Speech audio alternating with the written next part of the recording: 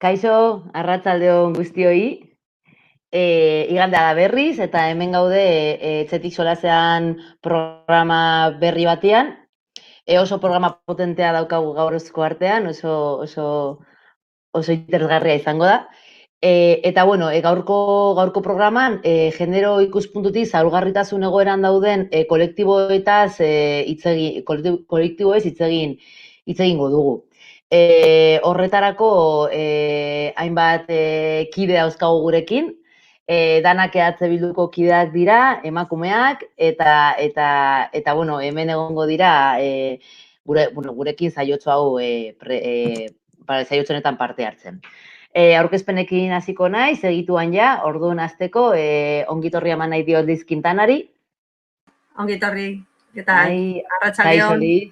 Arratsaldeon, Liz Quintana, bueno, etxeko langileen kolektiboaz edo perspektiba ikuspuntua emango digu gaurkoan. Ongitorri, Liz, arratsaldeon. Mila esker. Urrengoa Diana Urrea. Arratsaldeon. Kaixo, Diana, bueno, emakume migratuen ikuspuntua ekarriko digu saio honetara. Ongetorri, urrengoa Izaskun Duke, hemetik dago, bai, lehenengo saioan egon zen Izaskun, gaur errepikatzen du berriz ere, eta bueno, Izaskun etxerik gabeko emakumeen inguruko ikuspuntua eta indarkeri matxisten inguruko ikuspuntua txertatuko digu gaurko saioan. Eta bukatzeko ja, saio honetan beterana dena, Maria Solar. Maria. Kaixo, arratsaldeon. Bueno, Euskal Herria Bilduko zinegotxia Barakaldon, eta, bueno, beti bezala, gurekin izango dugu, Barakaldoko gaiaren ingurua, Barakaldon gertatzen ari dena ez hitz egiteko, ez?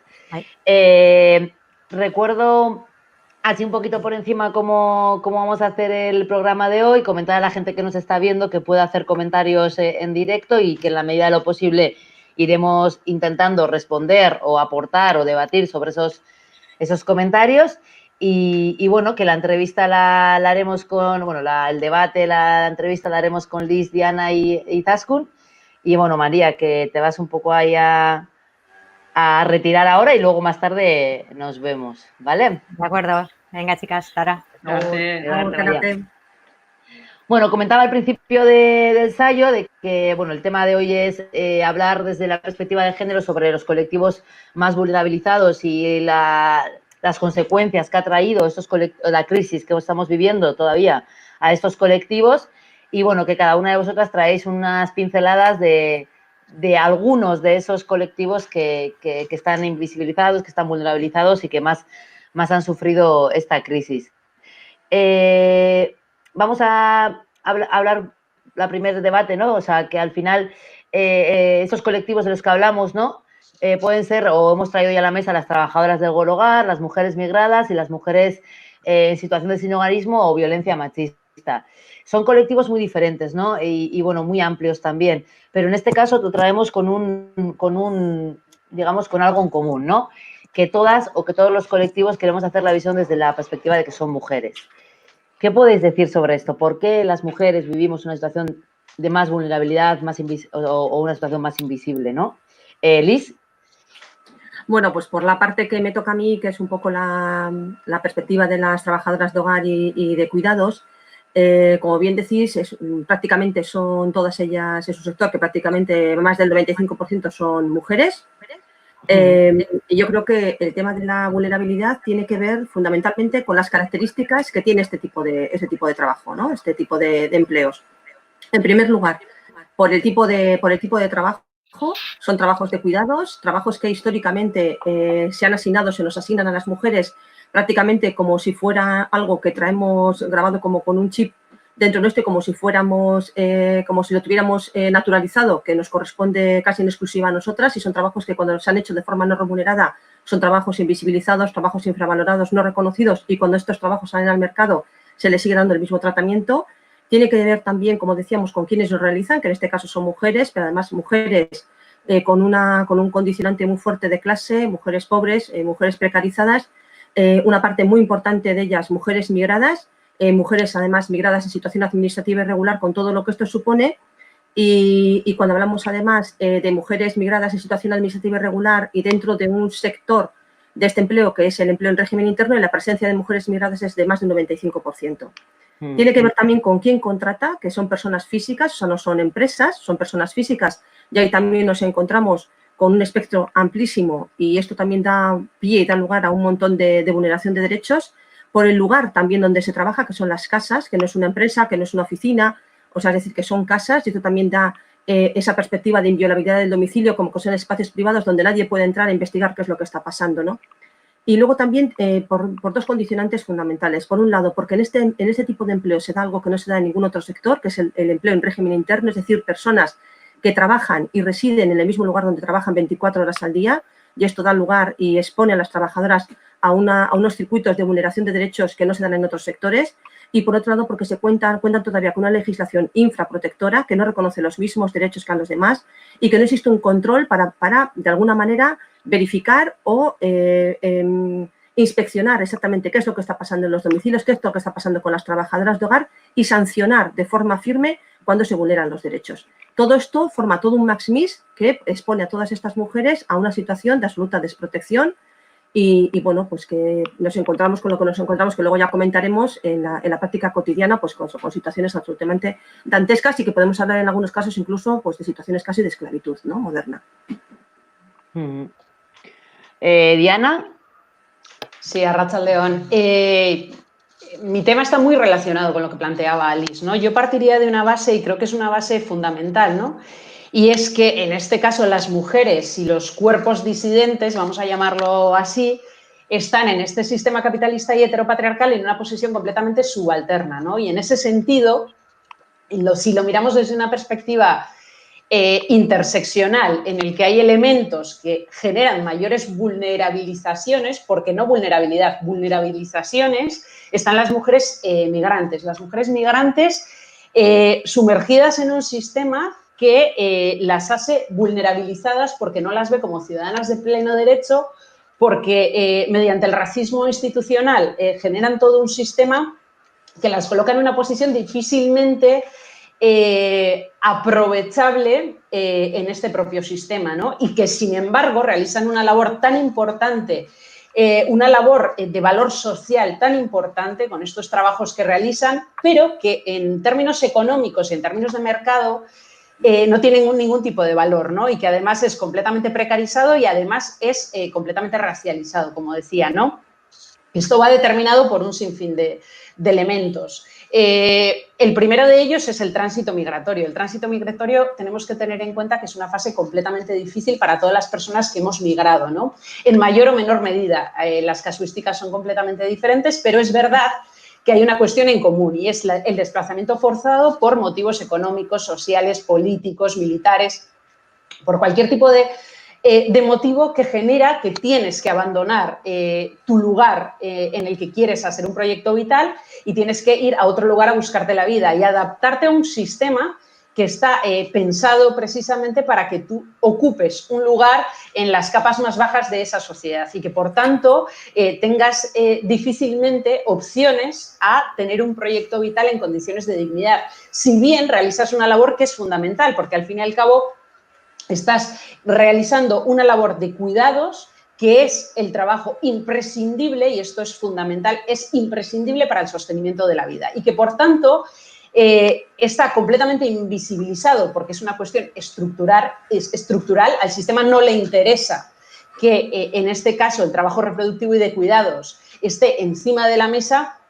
pero que sin embargo es completamente clave, ¿no? Y cuando hablamos de cuidados hablamos de cambiar un pañal, de hacer una comida, de preocuparse de hacer una compra o de cultivar alimentos sanos para tener un modo de vida saludable, ¿no? Muchísimas cuestiones de cuidados que recaen fundamentalmente, como sabemos, en las mujeres y que además se le agrega la abnegación, ¿no? Y el amor que además tenemos que tener para realizarlo. Por tanto, bueno, está muy ligado con lo que comentaba Liz, con unas leyes completamente racistas, como es la ley, por ejemplo, la ley de extranjería, una ley completamente racista que vulnera los derechos y que ya por defecto también en ese racismo institucional posiciona a las mujeres migrantes en un espacio determinado. Y también una ley, por ejemplo, como la ley de asilo, una ley que no considera que las mujeres víctimas de trata con fines de explotación sexual, por ejemplo, tengan derecho a acogerse a una normativa de defensa de la protección internacional de asilo, ¿no? Estipulada en diversos organismos internacionales y que no les permite además que se acojan a ello, ¿no? Y por tanto, bueno, pues yo lo dejo ahí.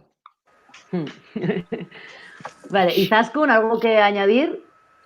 Bai, nik uste dut arratsaldean izango dugun solasaldi honetan, aterako dugun ondorietariko bat izango da, bakoitzak ekarri dituen kolektiboak edo erabat elkargurutzatzen direla, ez? Nik uste dute, bai Lisek eta bai Dianak oso ondo azaldu dutela, eta hor badaukagun marko teoriko bat dela intersekzionalitatea, ez? Eta nik ekarri ditudan bi kolektibo horiek izan dira, kalean biziren emakumeen egoera eta indarkeria matxista pairatzen duten emakumeak, ez? Eta genero disidenteak ere, noski. Eta izan daiteke, era berean, emakume migratu bat etxeko langilea izatea eta indarkeria egoera batean bizi izatea, ez? Osea, decía que al final hemos tratado igual de traer aquí un enfoque o miradas hacia colectivos concretos, pero que probablemente uno de los que llegamos a la conclusión de que se entrecruzan, ¿no? Todas esas miradas. Y seguramente, entre todas podremos ir un poco desenlazando ese nudo, ¿no? La pregunta es como la pregunta gordiana, ¿por qué tienen más vulnerabilidad estos colectivos? Bueno, pues a pesar de que pueden tener diferentes o vivir diferentes situaciones de discriminación o de opresión, pues el hilo conductor sería que todas ellas son mujeres, ¿no? Y me imagino que a lo largo del debate iremos viendo que ese es un factor fundamental a la hora de vivir esas situaciones de, como dice Diana, no de vulnerabilidad, sino que las vulnerabiliza, ¿no? Este sistema. Sí, diferenciar eso, ¿no? Como decía Diana, ¿no? Que no es que sean colectivos vulnerables, sino que están en una situación de vulnerabilidad, que este propio sistema es el que crea esas vulnerabilidades, ¿no? Como cuando se invisibilizan a estos colectivos, ¿no? Vale, y dentro de todo esto que hemos sacado, ¿cómo creéis que, teniendo en cuenta que hay una situación de vulnerabilidad en estos colectivos, que como he dicho al principio, hay muchos más, o sea, estos son una pincelada de las que hemos sacado, ¿cómo creéis o cómo veis, o cómo habéis visto que ha azotado la crisis a estos colectivos? ¿En qué se ha palpado, ¿no? ¿Por qué son más vulnerables ahora? Empezamos con Izaskun.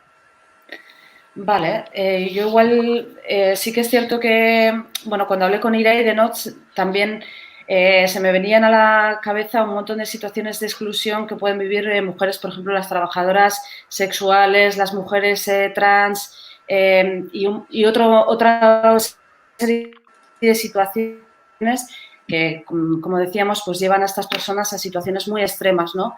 Pero centrándonos un poco en lo que a mí me tocaba traer hoy, que son las mujeres que han sufrido violencia machista y las mujeres que viven en situación de sinhogarismo, pues en relación a la violencia machista, yo que, soy juntera, estoy en Juntas Generales de Vizcaya, es verdad que desde la Diputación sí que se han activado, se han ampliado las plazas para las mujeres que sufren violencia machista y se puso en marcha también, imagino que habréis oído en medios, el programa de Mascarilla 19, que era para que las mujeres que puedan acudir a las farmacias diciendo Mascarilla 19, pues se activase ese protocolo, ¿no? De manera anónima.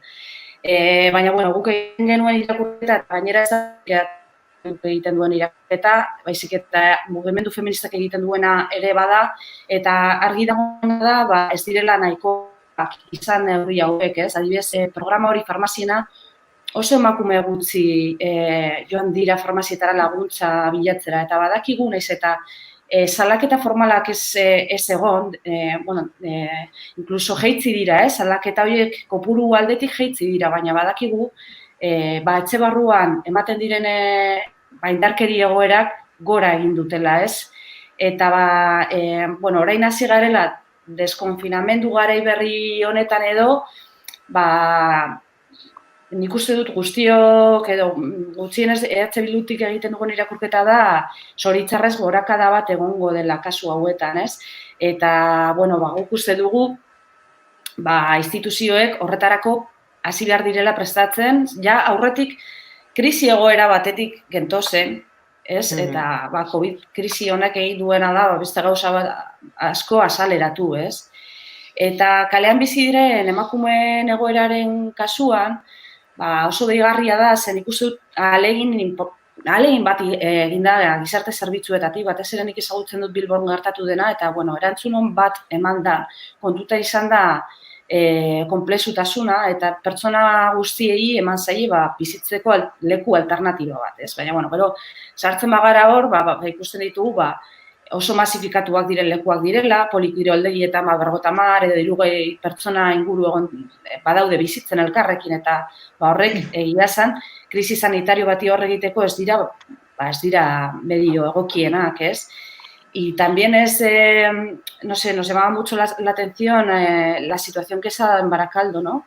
Que paradójicamente, pues ante una situación así, lo que se les ha ocurrido es que las mujeres estos dispositivos, como sabréis, las mujeres tienen unos dispositivos residenciales diferenciados a los de los hombres, y en Baracaldo lo que ha sucedido es que les han juntado, ¿no?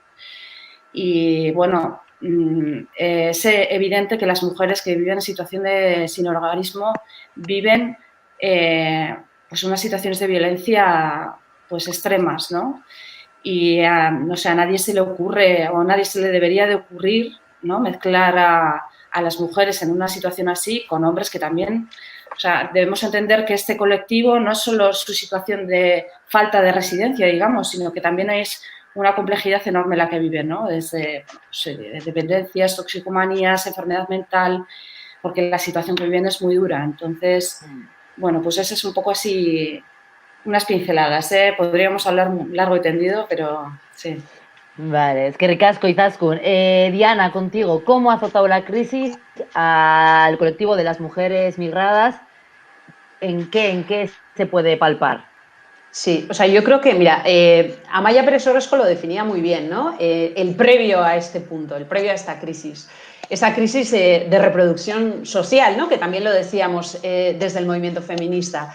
Es verdad que en esa constante crisis se ha añadido un momento brutal, un momento caracterizado por esta crisis multidimensional, sanitaria, económica, social, una crisis que ha puesto de manifiesto que, si bien las que estamos además aquí en esta charla lo sabemos, que hay trabajos imprescindibles para ese sostenimiento de la vida y que hay elementos fundamentales invisibilizados al sistema, lo que ha hecho es precisamente ponerlo encima de la mesa, poner encima de la mesa ese debate tan incómodo para muchísima gente, que es que aquellos colectivos que están más precarizados, que están en peores condiciones, en los que en su mayoría están las personas inmigrantes, son los trabajos que han sido imprescindibles para el sostenimiento de esta crisis, y que además en esta crisis sin precedentes en la que ha afectado a todo el mundo no afecta por igual, efectivamente, y por tanto las consecuencias van a ser completamente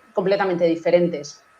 Así podemos ver, por ejemplo, la situación de las mujeres migradas, que está muy ligado con lo que podrá comentar Liz ahora.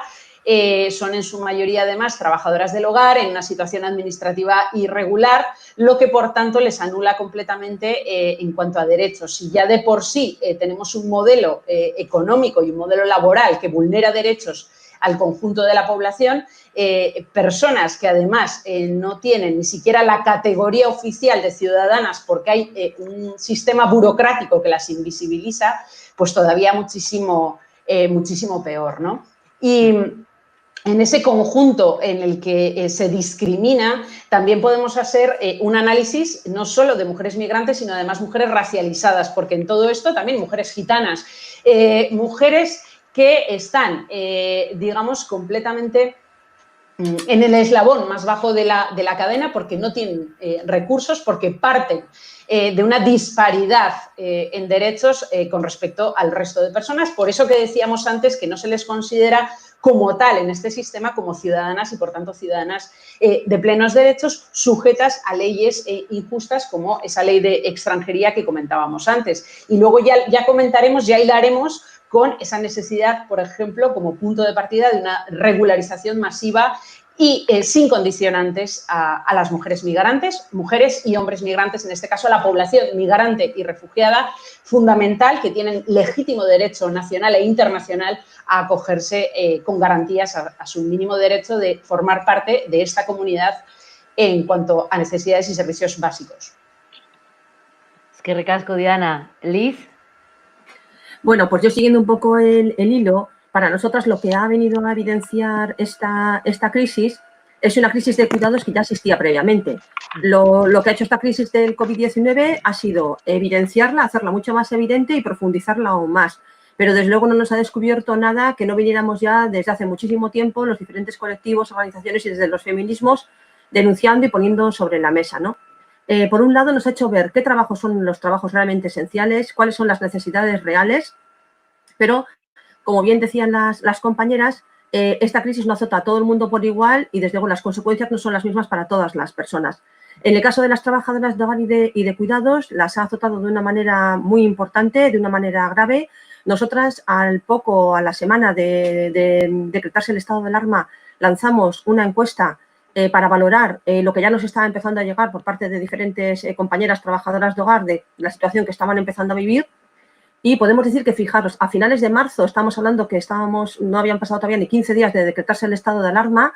De 300 trabajadoras que formaron parte de esta encuesta, nos arrojaron los siguientes datos.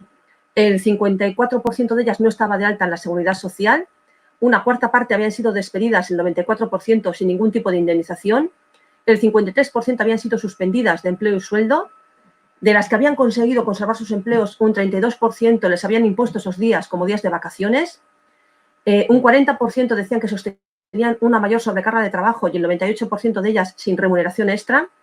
Pero lo más grave tiene que ver con las trabajadoras en régimen interno. Las trabajadoras en régimen interno se han encontrado con dos situaciones. O bien aquellas a las que se les ha obligado a permanecer en los hogares, pero sin ningún tipo de posibilidad de abandonar el domicilio por miedo a los contagios, de tal forma que esa situación que viven muchas trabajadoras internas de prácticamente ya un confinamiento en una situación normal, entre comillas, en las casas donde están trabajando, pues ahora se han convertido en auténticas prisiones, ¿no? Y, bueno, pues se han vivido situaciones no solamente ya de vulneración absoluta de todos sus derechos, de derechos fundamentales, sino también pues con los niveles de estrés, de ansiedad que toda esta situación ha generado, pues bueno, situaciones de violencia que han enfrentado también en todo este tiempo de confinamiento, ¿no? Además, un 63% nos decía que no estaban recibiendo ningún tipo de protección para protegerse a ellas mismas o para proteger también a las personas a las que debían cuidar, ¿no? Además, con esto que comentábamos de sectores a los cuales al propio sistema le interesa invisibilizar, ¿no? Y bueno, pues no tener en cuenta, esto se ha visto también una vez más con esta crisis, ¿no? Durante los primeros 15 días, el sector de trabajadoras de hogar y de cuidados ha sido el gran olvidado, no aparecía en ninguno de los discursos, en ninguna de las medidas. Después de una presión muy fuerte por parte de los colectivos, se adoptó una medida de un subsidio extraordinario para el sector, un subsidio que llegó muy tarde, que ha llegado muy tarde, y que además, dentro de los requisitos y de las condiciones que establece y de las características que presenta, vuelve a estar una vez más por debajo de otras medidas y otras herramientas que se han arbitrado para otros sectores y para otros colectivos, ¿no?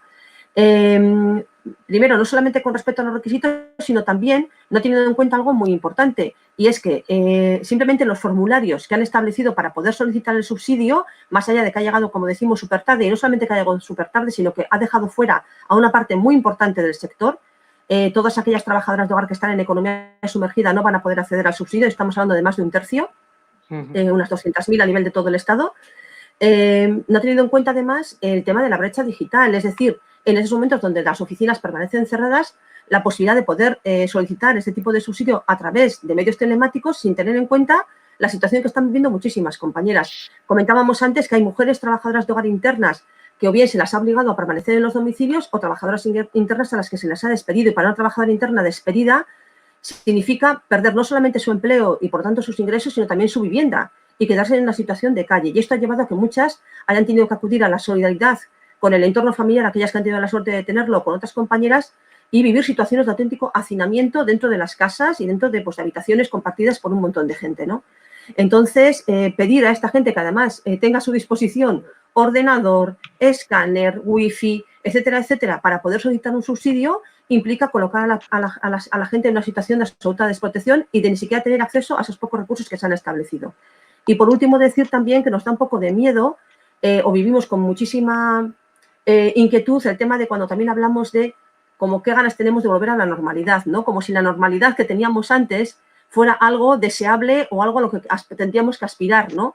Ojalá esta crisis nos sirva para decir que lo que vivíamos no era la normalidad o no tendría por qué ser la normalidad, sino que nos dé la oportunidad de empezar a plantearnos otra forma de organizarnos socialmente para resolver todas estas necesidades que no tenga que ser a costa de vulnerar derechos fundamentales de personas. Bai, jo, eskerrik asko. Bueno, ikusi, azkenean zuen hitzartzean ere ikusten da nola dana, Izaskunek esan bezala, azkenean elkarlotura badukadan, eta nabarmena da, ez? Baten egoera besteari pairatzen dio, eta nola elkarlotura batean dago gondana, ez? Ikusitugu zertan kaltetzen dituzte, kaltetu egin dira kolektibo hauek krisi hauen ondorioz, ez? Baina, kaldera igual izango litzateke, ze neurri hartu aldira kolektibo hauek dituzten beharrei edo beharrak babesteko, ez? Ikusi dugu azkenean krisi honek azaleratu egin duela lehenagotik zegoena, ez? Porque bakigu, hau azkenean orain azaleratu da, krisiak horako gauzak ekartzen dituzte, ez? Igual mantentzen den egoera txarrak edo zaurgarritasun egoerak azaleratzen dira, ez? Orduan, ja orain, momentu honetan gaudera, non dan azaleratu den, eta dana mahai gainean jarri dezakegun, zen neurri hartu ditazkegu egoerak edo eskubidak, pertsona hauen eskubidak, emakumeen eskubide hauek babesteko.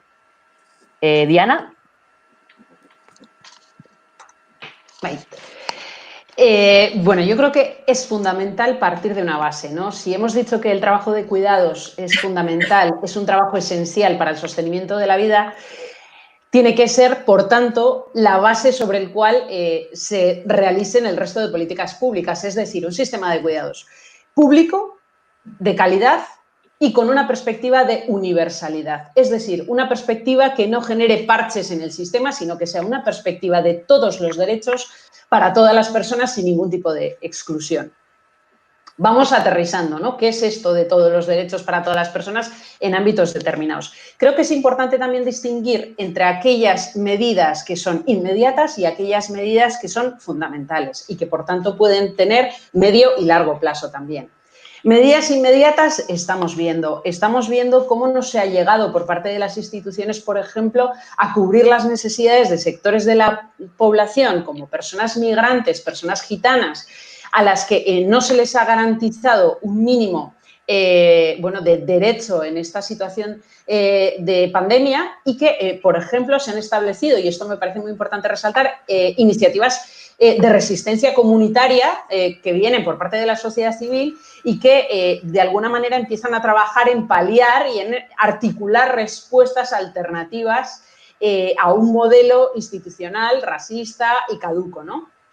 Esto por una parte, pero yo creo que, ¿qué decimos, no? En primer lugar, me parece fundamental destacar, y yo creo que es importante porque hablar de una perspectiva de soberanía. ¿Y por qué? Estamos hablando ahora mismo que no tenemos ningún tipo de capacidad en este país para negarnos a que leyes como la ley de extranjería, que como dicen las propias mujeres migradas es una porquería, quede completamente derogada, que reconozca, que se realice y se elabore una ley que reconozca precisamente el derecho de todas las personas a regirse por los mismos parámetros en el ámbito socioeconómico. Por ejemplo, que no podamos elegir y que no podamos dar un asilo en condiciones de universalidad y desde una perspectiva de acogida integral a las personas que vienen huyendo de guerras, de miseria, de hambre, de precariedad, producidas por nuestras acciones como Occidente, que les negamos la entrada y que además no permitimos que tengan acceso a esos derechos. Y en esa Euskal Herria que algunas, desde luego, anhelamos y que esperamos que además no sea una utopía, tiene cabida todo el mundo y tiene cabida precisamente desde esa parte, desde esa heterogeneidad, pero esa es la riqueza y esa es la diversidad cultural con la que queremos movernos, ¿no? en este pequeño mundo y en general. Y yo creo que esto por una parte, pero más allá de ese tránsito hacia un modelo soberano, tenemos cuestiones que están encima de la mesa que son inmediatas, como decía, por ejemplo, la derogación de la ley de extranjería, como decía, la modificación de la ley de asilo, porque vulnera derechos, porque no tiene en cuenta cuestiones que son fundamentales. Luego, por otra parte, también estamos hablando de la necesidad de recursos públicos estables y permanentes, que esto no es nada más y nada menos que fruto de la voluntad política, es algo tan básico y tan elemental, pero tan importante, de voluntad política para aplicar, llevar a cabo políticas sociales, por ejemplo. Estamos hablando que tenemos ahora mismo una renta de garantía de ingresos que es completamente vulneradora de derechos, que tiene un requisito que es un empadronamiento de 3 años. Vamos a pensar qué pasa con una persona migrante en situación administrativa irregular que tiene que esperar 3 años para acceder a nada más y nada menos que es un subsidio que le corresponde, como a todas y todos los ciudadanos de este país. Y, por tanto, todas aquellas trabas que tienen para acceder en condiciones de igualdad. Vamos a hablar de la regularización. Mi familia se acogió a la regularización de Zapatero en su momento, gracias a que se hizo una regularización masiva por los motivos que fuese. Ahí entramos en otro apartado, pero por ese motivo hubo una regularización masiva y muchísimas personas nos vimos beneficiadas. Y es ahora, en este momento en el que la crisis sin precedentes que vivimos azota con mayor virulencia, cuando decimos es fundamental esa mínima cobertura de derechos en la que no dejemos a nadie fuera, como decía Liz, efectivamente, por ejemplo, trabajadoras del hogar que no pueden acceder a ese ingreso mínimo vital porque no están en condiciones burocráticamente aceptables para un Estado, ¿no? Y que, por tanto, están ahí encima de la mesa. Hablamos de cuestiones tan importantes como la educación. Una educación que no se nos olvide, por ejemplo, que en Áraba, Vizcaya y Guipúzcoa está completamente segregada, de las más altas a nivel estatal, y que, por tanto, trae consecuencias verdaderamente brutales para esa construcción de esa ciudadanía inclusiva, de esos principios de ciudadanía global, de solidaridad entre los pueblos que algunas pretendemos, ¿no?, generar con las políticas que así decimos, ¿no?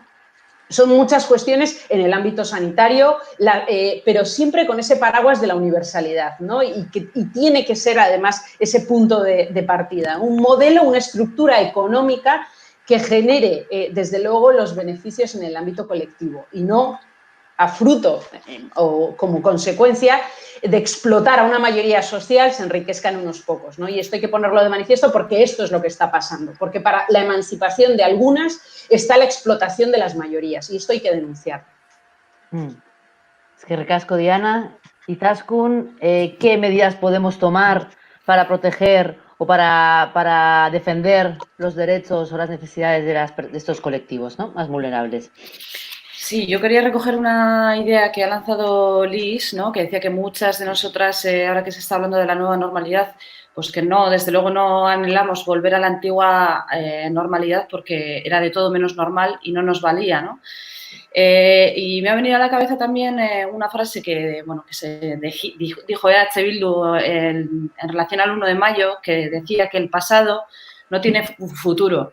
Y a mí me parece que es una idea muy potente en la que tenemos que incidir mucho, porque seguramente podremos lanzar medidas concretas como las que han dicho Diana o podremos decir Liz y yo también, que hay que concretar, pero o sea, no perder de vista de dónde veníamos, ¿no?, que es lo que decía Liz, que veníamos de una crisis que ya los movimientos sociales, el movimiento feminista y Bildu también venía poniendo encima de la mesa y que lo que creemos en realidad es, bueno, pues transformar las políticas, ¿no? Y yo creo que lo que estamos viendo en este confinamiento también, que creo que Diana ha dado una pequeña pincelada sobre, bueno, esos movimientos populares que han surgido en todos los pueblos, las redes de cuidados, que son movimientos totalmente espontáneos y voluntarios y populares, ¿no?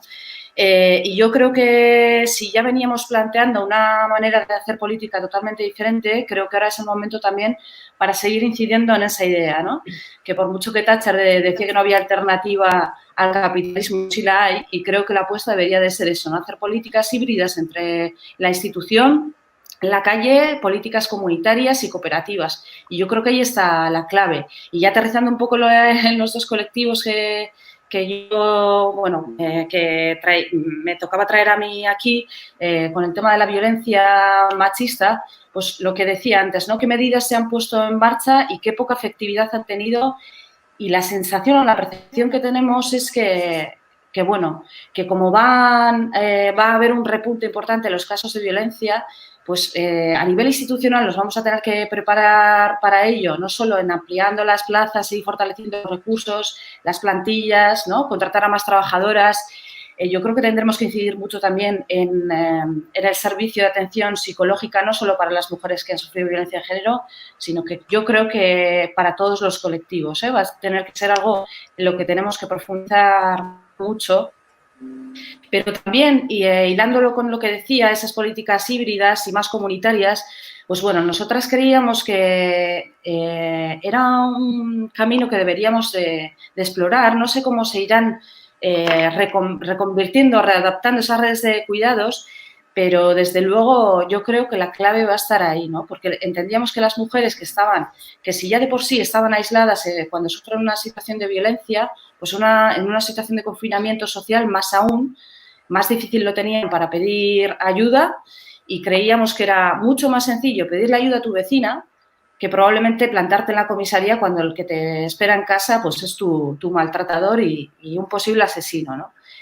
Y creo que la clave va a estar ahí. Desde luego EH Bildu va a estar pidiendo a las instituciones medidas concretas, como ya os he dicho, ¿no? De ampliación de plazas, de plantillas, de servicios y recursos, pero también estábamos planteando, pues en esa mesa que se ha creado también, que ha potenciado el movimiento feminista de Euskal Herria, esa mesa de cuidados amplia, ahí han salido un montón de propuestas y desde ahí tenemos que incidir, ¿no? Readaptándolas, pero seguir por ese camino. Y en relación a las mujeres que están en situación de exclusión residencial o de sinhogarismo, pues bueno, decía antes que sí que se ha hecho un esfuerzo para dar un alojamiento alternativo a todas las personas que dormían en la calle, pero curiosamente lo que los datos nos han revelado, y que es lo que nosotras ya intuíamos, es que el número de personas que vivían en la calle era muchísimo más elevado de lo que las instituciones decían que era. Es decir, el Gobierno vasco cada 2 años hace un recuento en las calles, ¿no? Coge algunos pueblos, las capitales, las 3 capitales de la Comunidad Autónoma Vasca, y hacen un recuento. Pues bueno, en Bilbao, solo en Bilbao, se estima que casi se ha triplicado el número que se hacía en ese recuento, ¿no? En el último que se había hecho. Y aún así ha habido capacidad para dar un sitio alternativo donde vivir, que ya decimos que evidentemente no es el mejor, no es una alternativa estar 50 personas hacinadas de manera permanente, pero lo que sí que se ha demostrado es que hay capacidad institucional y económica, en este país lo hay, para dar una alternativa digna a esas personas, entendiendo que es un colectivo muy complejo y al final la situación de sinhogarismo no es más que la consecuencia de otros muchos factores, no es el problema en sí, sino que derivan en esa situación, ¿no? Y que evidentemente hay que abordar todos esos factores que llevan a esas personas a tirarse a la calle, ¿no? A vivir a la calle. Y con el tema de la violencia machista, pues qué decir, ¿no? Pues evidentemente también hay que atacar las raíces, pero bueno, y ya paso la palabra. Es que ricasco, Izaskun. Liz, te retomo la pregunta, ¿vale? ¿Qué medidas podemos tomar para facilitar, para proteger las necesidades y los derechos de estos colectivos? Que en el caso de trabajadoras del hogar, que es las que estás, el colectivo que has traído tú ya al debate, que están en una situación de más vulnerabilidad después de esta crisis, aunque nos queda claro que esta situación ya venía de antes, ¿no? Porque esa normalidad a la que decimos que queremos volver, ¿no? Que ya había una denuncia de que, seguía siendo una crisis para muchos de estos colectivos. Maylis. Pues sí, por nuestra parte hay como diferentes planos, ¿no? El tema de los cuidados es un tema muy complejo y para nosotros el sector de trabajadoras de hogar y de cuidados no es el problema en sí, sino que es una consecuencia, vamos a decir, o un reflejo de unas necesidades que están mal resueltas por el tipo de sociedad en la que nos movemos, ¿no? Entonces, por un lado, nosotras sí que vemos también, coincido con lo que estaban planteando las compañeras, como medidas que tienen que ser más urgentes y más a corto plazo, pero también tener como un horizonte claro hacia dónde queremos llegar o hacia dónde queremos dirigirnos en este tema, ¿no? Entonces, en lo más urgente e inmediato vendría, por supuesto, por un reconocimiento de todos los derechos para todas las trabajadoras de hogar y de cuidados, y cuando nos referimos a todos los derechos, nos referimos tanto a derechos laborales como derechos de seguridad social, que en estos momentos todavía siguen sin ser reconocidos, por ejemplo, el derecho a desempleo, están excluidas de la Ley de Prevención de Riesgos Laborales. Existe todavía una figura como es la del régimen interno, que nosotras, desde luego, desde el colectivo de los colectivos desde los que yo participo, nos parece que es importante empezar a abrir ya un debate sobre la abolición de ese tipo de régimen como un régimen que lo que viene en la práctica es, pues bueno, de alguna manera legalizar situaciones de auténtica esclavitud para las trabajadoras. Es decir, por un lado, tendría que ver con ese reconocimiento de todos los derechos, pero para nosotras hay algo que mucho más de fondo y un horizonte al que queremos un poco como dirigirnos, ¿no? Y que sería, como antes comentaba Diana, ese reconocimiento de los cuidados como necesidades y responsabilidades colectivas y, por lo tanto, el reconocimiento del derecho colectivo al cuidado.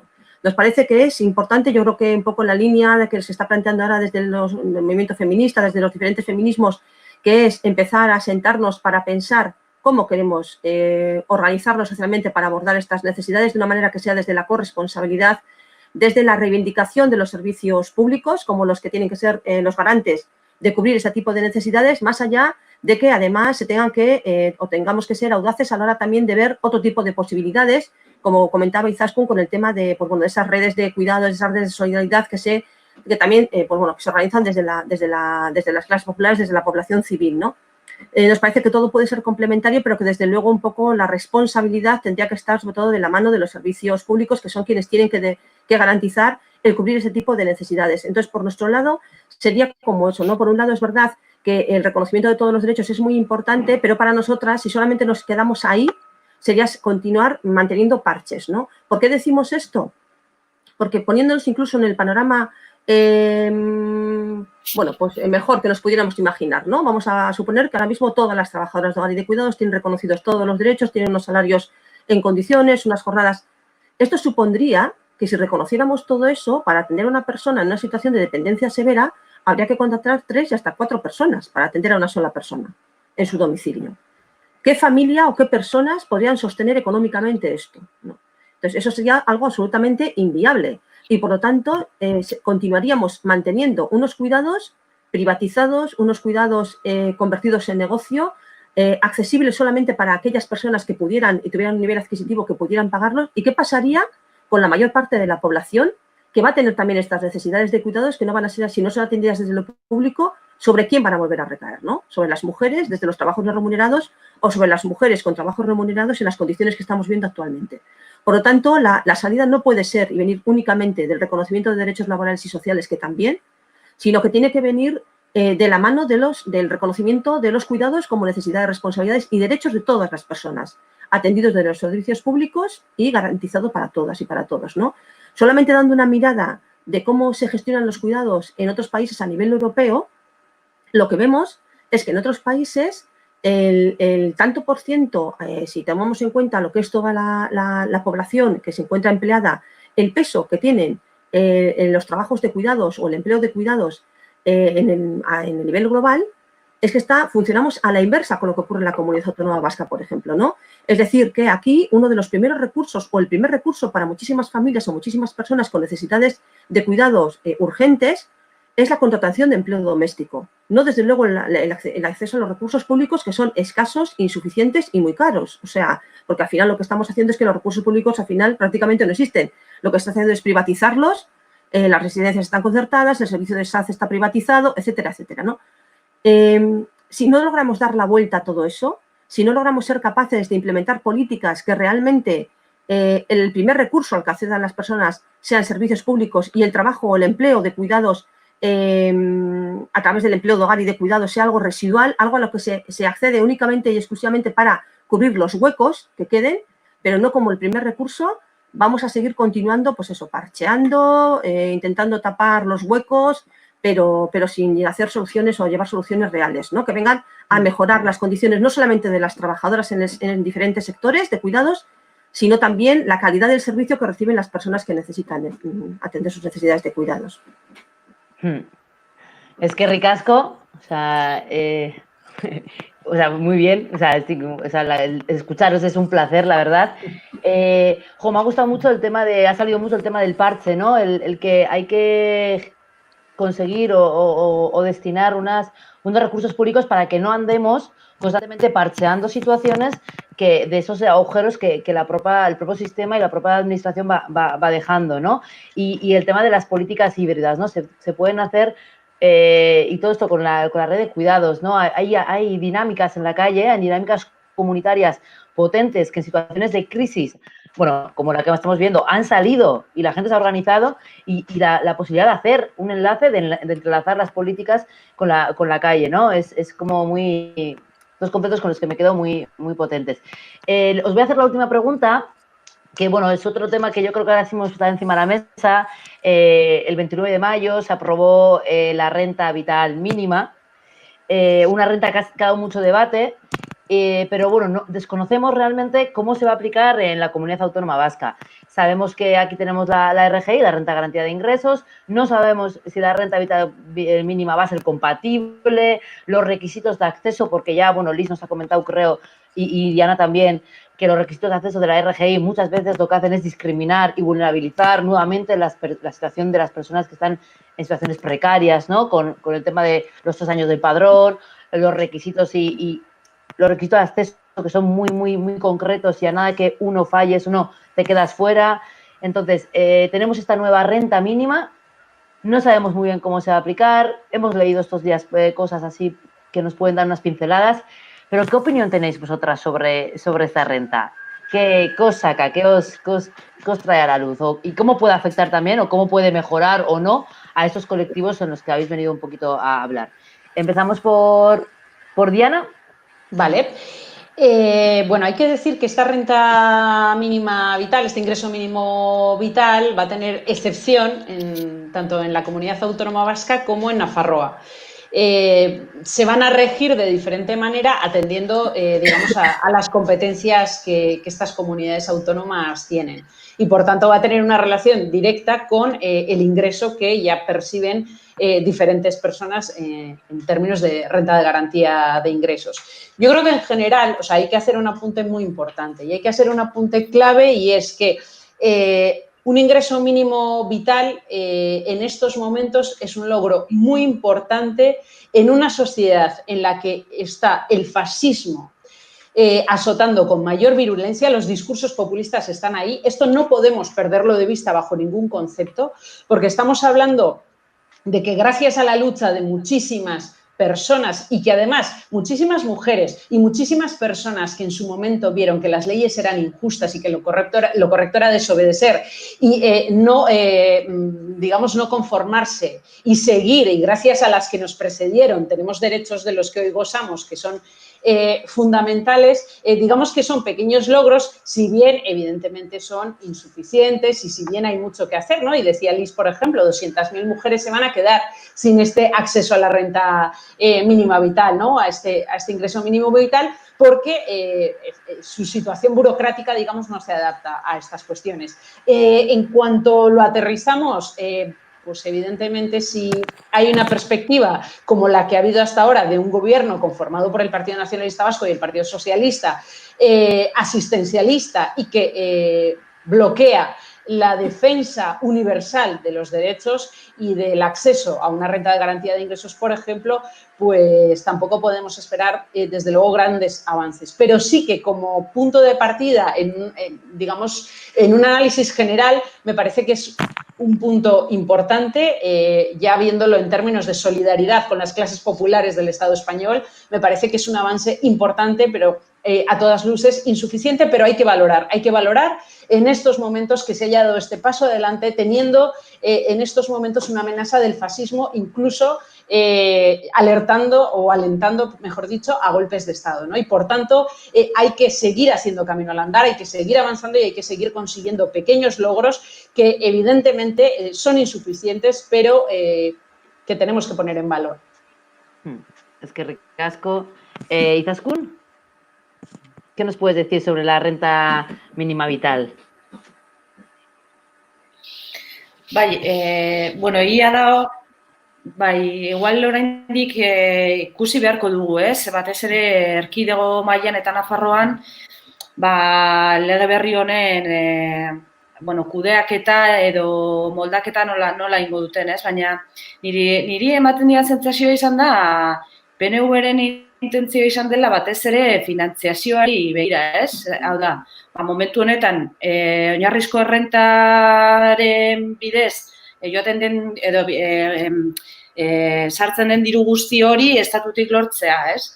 Eta, bueno, ondo gongo litzateke, erabiltzen baldin badute oinarrizko errentaren diru orain arte erabiltzen zena, irizpideak zabaltzeko eta hobetzeko eta ez orain arte egin dutena, ez? Murrizketak eta murrizketak egin.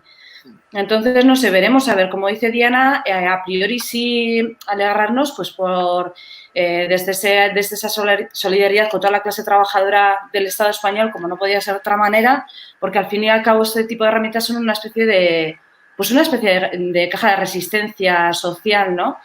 Pero bueno, con todas las reservas, veremos a ver la letra pequeña, qué es lo que dice, porque sin ir más lejos, en los colectivos de los que yo hablaba hoy, en el caso de las mujeres que están en situación de calle, bueno, como sabéis, hace falta tres años de empadronamiento. Por lo tanto, estas personas tienen muchas dificultades a día de hoy para poder acceder a la RGI y a otra serie de ayudas sociales, ¿no?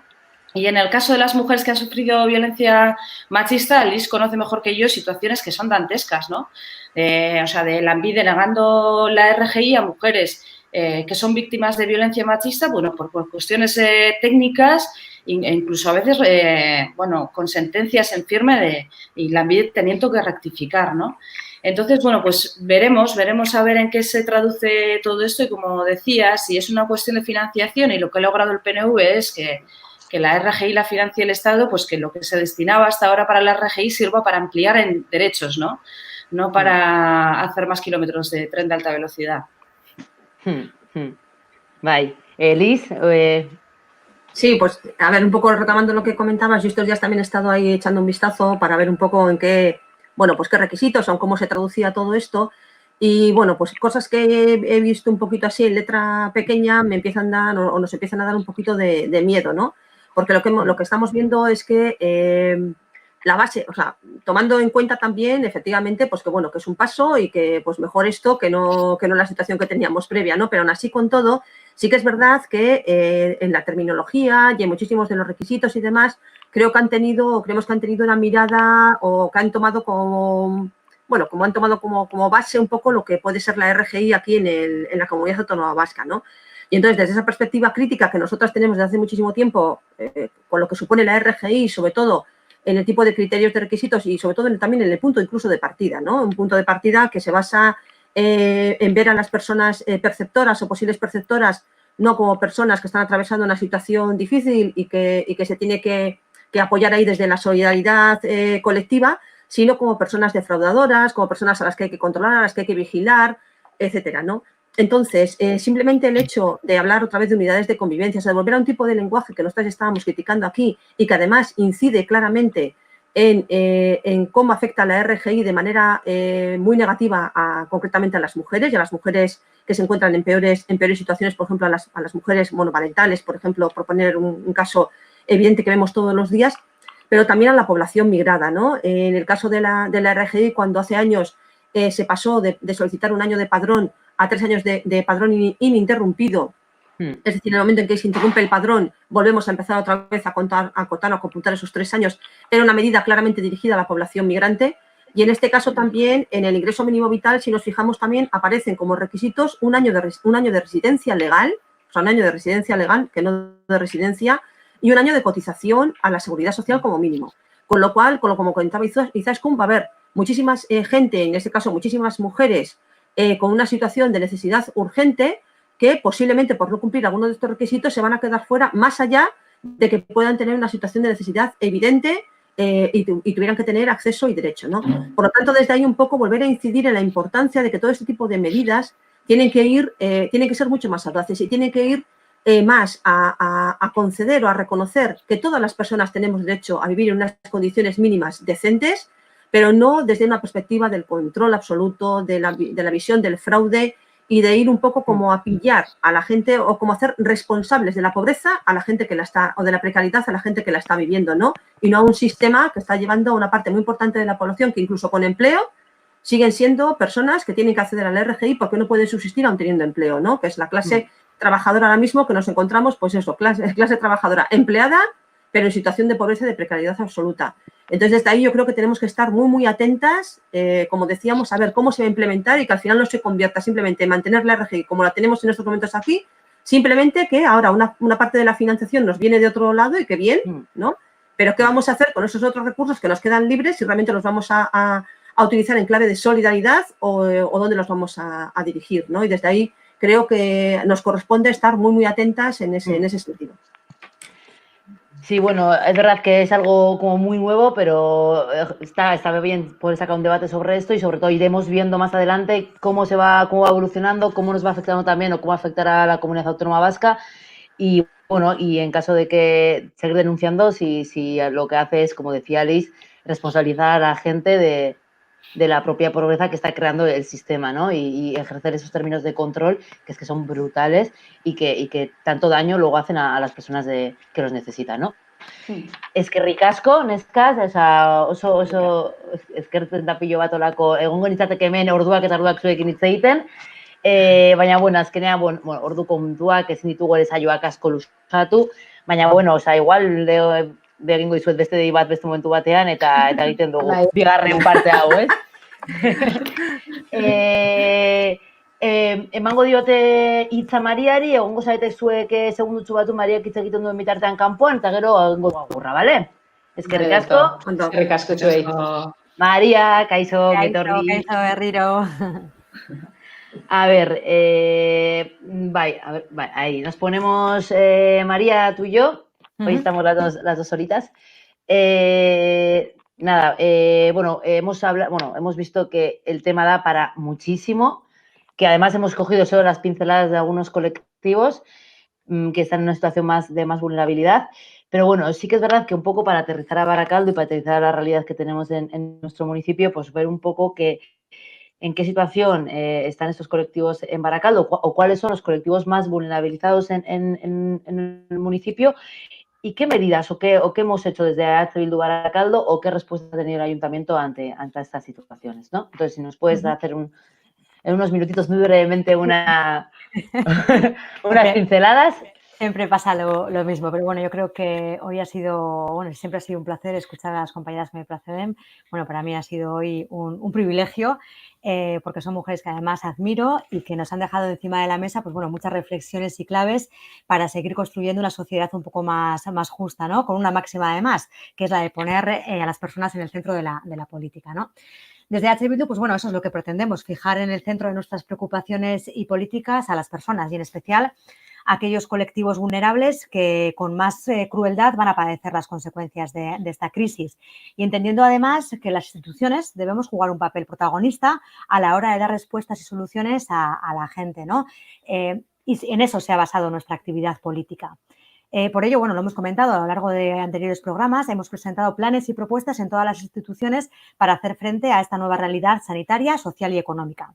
Lo hicimos en Gasteiz, en el Parlamento Vasco, proponiendo medidas para hacer frente a la crisis sanitaria en su momento y ahora mediante la presentación de un plan de contingencia, el cual hemos denominado YAIKI y que concreta, entre otros temas, bueno, por propuestas para hacer frente a las necesidades de los sectores más vulnerables, ¿no? Propuestas dirigidas a la mejora de prestaciones sociales o al ámbito de los cuidados. Y en este último, de los cuidados, que bueno, hemos hablado bastante de él y visto los datos que nos está dejando la propia pandemia, ¿no? Que es desbordamiento, insuficiencia, agotamiento de nuestros servicios sociales, con una apuesta clara por reforzar y mejorar y reorientar, pues bueno, estas políticas sociales, ¿no? Y en esta misma línea, en Baracaldo, hemos sido también constantes a la hora de reflejar las necesidades y de proponer medidas que ayudasen a las baracaldesas, ¿no? Algo que es necesario, además, bueno, ante la inacción del equipo de gobierno y su falta de respuesta ante las demandas de la propia ciudadanía.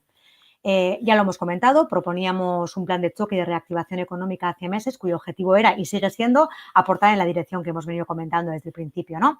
Todavía seguimos esperando a ver materializadas nuestras propuestas y no porque eso sería bueno para EH Bildu, sino porque sería bueno para las vecinas de Baracaldo, ¿no? Lo han dejado claro las compañeras, la vulnerabilidad económica no afecta igual a razón de género, ni procedencia, ni edad. Y en base a esto, pues bueno, propusimos diferentes medidas, las cuales quiero insistir, deberíamos mantener en el tiempo, ¿no? No son propuestas que se hagan para el ahora, sino son propuestas que deberían mantenerse después de la pandemia, porque las desigualdades respecto a estos colectivos no han empezado con el coronavirus, sino solo se han acentuado. Y voy a intentar resumir en 5 grandes ideas en qué dirección hemos planteado este tema en Baracaldo. En primer lugar, hemos planteado una reformulación del presupuesto municipal para que este se replantee en base a esta nueva realidad de Baracaldo y proponiendo una discriminación positiva hacia las áreas que desarrollan políticas en el ámbito social, que van a ser las que más van a necesitar de esa discriminación positiva, como decía. Porque lo que no tiene sentido es que se vuelvan a aplicar medidas como las que se han tomado en otras crisis y que ante la bajada de recaudación de las arcas municipales se plantee como solución la de reducir el gasto de un 15%, por ejemplo, en todas las áreas, haciendo un café para todas y aplicando la misma fórmula para el área de urbanismo que para el área de cohesión social o empleo mucho más necesitadas en este momento. Esa sería la primera medida, ¿no? La reformulación del presupuesto municipal. La segunda sería en relación precisamente a eso, ¿no? A la pérdida de empleo, al paro forzoso, al cierre de negocios, al endeudamiento y a las situaciones que está llevando a las familias. Y la llamaríamos como las medidas económicas y de tramitación, ¿no? Para que en efecto las ayudas que proponemos lleguen a las personas que lo están solicitando. Y voy a intentar poner algún ejemplo para que se entienda que hemos planteado a este equipo de gobierno. Por ejemplo, flexibilizar los requisitos para hacer las ayudas más accesibles a los nuevos demandantes. Porque no solo vale sacar un titular de que hemos aumentado la cuantía de las ayudas económicas, si luego no se cambian los requisitos para el acceso a las mismas. Y que entendemos que si no cambian los requisitos van a dejar afuera muchas demandas, como por ejemplo a los comerciantes o hosteleros, ¿no? Otra medida que hemos propuesto en este segundo punto sería la de reforzar el personal en los servicios sociales de base. Hablamos de personal administrativo, hablamos de trabajadoras de base, hablamos de ayudas económicas conforme a la realidad que estamos viviendo. Para que os hagáis una idea, ahora mismo se están dando las citas de ayudas de emergencia para octubre, que las cobrarían haciendo un cálculo para el 2021, porque ahora mismo están cobrando las solicitudes de febrero. Estamos hablando de ayudas de emergencia social, no lo olvidemos. O el último ejemplo que pongo en este sentido, el de crear una bolsa de recursos municipales que den respuesta a las demandas que llegan a los servicios sociales, ¿no? Que al final son la primera puerta de entrada a la población. Estamos hablando de recursos habitacionales, de paquetes económicos, porque de nada sirve que una familia se acerque a su trabajadora social con una situación de extrema necesidad y que la respuesta por parte de la trabajadora sea de ánimo, de buenas palabras, pero de ningún recurso, ¿no? Para solucionar la situación que efectivamente le ha llegado a solicitar esa cita, ¿no? En tercer lugar, y hemos hablado también en este programa con las compañeras, las propuestas en cuanto a políticas feministas. Ya se ha demostrado que se ha increído el riesgo de sufrir violencia machista y que tras la salida del confinamiento es posible que aflore el problema y que haya más agresiones. Y es nuestro deber, o así lo entendemos desde H. Bildu, anteponer esa posibilidad para poder dar respuestas con efectividad a las posibles víctimas. Hemos propuesto reforzar el servicio de apoyo psicológico y atención jurídica para las mujeres que sufren violencia en Baracaldo, porque así, alto y claro, si existen en Baracaldo asociaciones que cubren esa demanda, es porque la institución no lo está haciendo. Hemos incidido en la apertura, que también lo hemos comentado, inmediata del albergue de mujeres, que hay que recordar que está cerrado desde el 24 de marzo. Y también medidas que, bueno, que independientemente de la situación administrativa, se garantice el acceso a los recursos sociales para las trabajadoras también del hogar, lo comentaba Liz, o trabajadoras del sexo en situación de extrema vulnerabilidad, ¿no? Recordaba presupuesto municipal, ayudas económicas y tramitación, políticas feministas y personas en situación de calle. ¿Qué le planteábamos en este sentido al equipo de gobierno? Pues bueno, la operación que este Ayuntamiento de Baracaldo ha hecho para ofrecer un servicio habitacional durante la crisis a los vecinos y vecinas en situación de calle ha dejado una cosa muy patente, y es que se puede y se debe ofrecer recursos habitacionales a toda la población que quiera acogerse a ese derecho, al derecho a tener techo, ¿no? En la crisis y después de la crisis. Hemos propuesto adecuar las plazas, los recursos personales y materiales de los albergues existentes en la localidad a la demanda que existe, que, como decía Izaskun, será triplicado. Proponemos reforzar la intervención socioeducativa individualizada para estas personas, que, bueno, que a través de itinerarios se permita que salgan de esa situación de sinhogarismo, ¿no? O activar lo he comentado antes, el servicio de pernocta de mujeres en esta situación. Y por último, y no lo vamos a trabajar hoy, hay un quinto punto que es un colectivo del que no hemos hablado hoy específicamente, pero que se encuentra dentro de lo que podríamos decir los colectivos vulnerables a la que esta crisis ha dejado patente que están ahí y que hay que apoyarles, que es el colectivo de personas mayores. Y que no voy a meterme en ese tema porque vamos a trabajarlo en posteriores programas. Propuestas hemos hecho, propuestas que sabemos que no van a ser fácil de implementar porque necesitan de consenso y de colaboración entre las fuerzas políticas y que parece que, pues bueno, en este país algunas han priorizado sus intereses partidistas con la convocatoria de unas elecciones autonómicas que desde luego ese escenario no facilita el entendimiento, ¿no?, entre las diferentes fuerzas para implementar políticas en esta dirección que estaba planteando. Nos preocupa que estas fuerzas políticas no coincidan en nuestra visión y el ejemplo más claro ha sido lo ocurrido esta misma semana en el Pleno de Baracaldo, ¿no?, donde brilló por su ausencia cualquier tema relacionado con esta crisis y con las demandas que nos exige nuestra propia ciudadanía. Mientras los autónomos y comerciantes se manifiestan solicitando ayuda al ayuntamiento. Mientras se multiplican las situaciones de exclusión social. Mientras las familias se ven obligadas a pedir ayuda para comer, la propia alcaldesa de Baracaldo decidió ridiculizar el papel del Pleno, que recordemos es el máximo órgano institucional de la localidad, aprobar gastos de mobiliario para su despacho, aprobar macrooperaciones urbanísticas o gastos que estaban ya previstos antes de la pandemia, pero que creemos que ahora, tras un nuevo diagnóstico y nuevas prioridades, pues bueno, deberían ser modificadas. Por tanto, pues bueno, así lo vemos nosotras desde H. Bildu Baracaldo. El COVID-19 ha desnudado las verdaderas capacidades de los y las que nos gobiernan en Baracaldo y se ha caído el telón, por decirlo de alguna manera, y por desgracia la ciudadanía no ha encontrado ni un estilo de gobernanza cercana al ciudadano, ni resolutivo, ni con visión, ni con previsión a medio plazo que dé seguridad a las baracaldesas. Y hemos constatado además que, por desgracia, si apartamos los focos de las cámaras y los titulares propagandísticos, hemos encontrado ineficacia, tardanza y falta de respuestas. Y entendemos que no es fácil gestionar esta situación, pero siempre lo será mejor si lo hacemos desde una gestión más participativa y más acorde con la realidad que nos deja esta crisis, ¿no? Y que parta, como decía, de un nuevo diagnóstico de la situación y marque nuevas prioridades que modifiquen el gasto. Y lo hemos comentado, lo decía Liz antes, para nosotras volver a la normalidad no es volver a hacer lo que hacíamos en febrero, como si lo que hubiera sucedido estos meses haya sido un constipado social. Es que no podemos seguir gestionando en base a lo que pensábamos antes de la pandemia. No podemos ni debemos caer en esas inercias. Todo lo contrario, la política municipal debería ser reinventada, porque las necesidades y prioridades, desde luego, son otras, ¿no? Por eso, bueno, nosotras no queremos volver a esa normalidad, nosotras queremos reconstruir esa nueva normalidad con las personas como centro de nuestras políticas. Y finalizo, ¿no?, en una línea de trabajo propositiva, colaborativa y también fiscalizadora como oposición. E insistimos, no por nuestro bien, sino por el futuro de nuestras vecinas y nuestros vecinos, ¿no?, por el de las baracaldesas, que al final es a quien nos debemos y por eso estamos en la política. Vale, eskerrik asko, Maria. Oso ondo azalduta, eskerrik asko, eskertzen da ere zu hemen egotea eta zentzu horretan, igual Barakaldora etortza, azkenean potoloak dira eta gaia oso sakona da, baina beharrezkoa da, igual zehaztea, eta gure herrian gertatzen denare ikustea, eta oso ondo azaldu duzu, azik eskertzen da pilo bat. Gonbidatuko ditugu Izaskun, Liz eta Diana. Kaixo, berriz ere.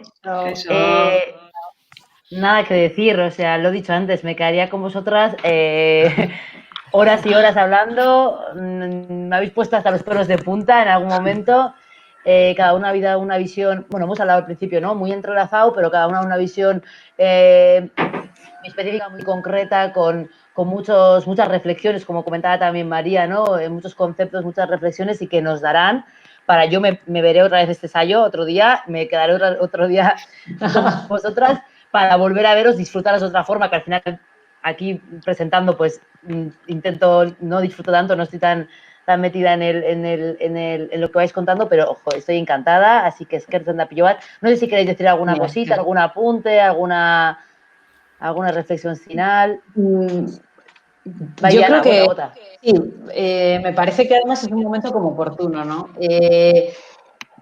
Que las personas tengan en cuenta lo que ha pasado y cómo se ha gestionado, cómo se está gestionando esta crisis ahora mismo para votar en consecuencia. Está muy bien aplaudir en los balcones y todas lo hemos hecho y además con mucha ilusión y además intercambiando palabras con vecinas y con mucho amor, pero también hay que ser consecuente y que esto también se refleje en las políticas públicas y, por tanto, en las urnas. Bye. Además, dentro de poquito tenemos las elecciones. María ya decía que igual no es el mejor momento para ello, pero bueno, aquí estamos, no hay marcha atrás, así que seguiremos trabajando. ¿Alguien más? ¿Alguna punta? ¿Alguna cosita para cerrar? Nada. Yo agradeceros que estemos 5 mujeres aquí maravillosas, que eso no es muy habitual en este tipo de formatos y así, que placer handi bat izan dela zuekin egotea gaur, benetan, eskerrik asko. Berdin. Vale. Bai, besterik gabe, eskertza berriz ere eskertzuei. Eta bueno, kalean ikusiko gara, bai? Mila esker. Mila esker. Urrengor arte. Agur. Agur.